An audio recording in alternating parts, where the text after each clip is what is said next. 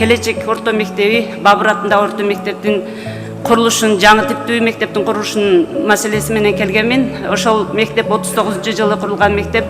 Жаңы окуу жылына чейин акчасын бөлүп, бизди жаңы типтүү 500 орундуу мектепти бүткөрүп берүүгө жардам бериңизди суранабыз.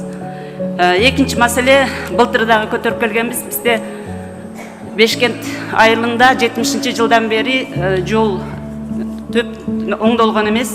Азыркы Самаркандек Кең Тала участкасындагы жаңы жол болуп аткан ошол жолдун уланысы катары биздин Кулунду Бешкент Кең Тала айыл аймагын туташтырган 18 километр жолду келерки жылдардагы планга болсо дагы киргизип берсеңиздер деген сунуш.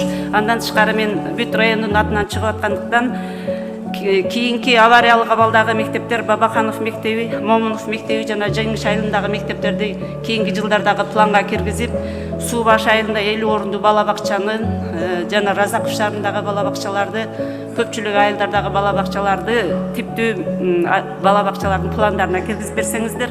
Айдосова Асылхан, Лейлек району, Баткен айыл аймагы, Келечек орто мектеби 39-жылы курулган дейт.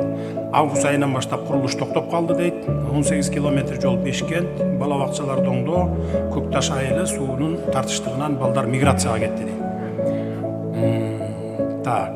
Эми былтыртан бери, былтыр проблема ушу жерде сүйлөгөндө 90% сүйлөгөндөрдүн бардыгы мектеп, бала бакча, анан жолдор деп сүйлөдү эле. Мектеп, бала бакча 3 эсеге азайыптыр мына, 1 жылдын ичинде.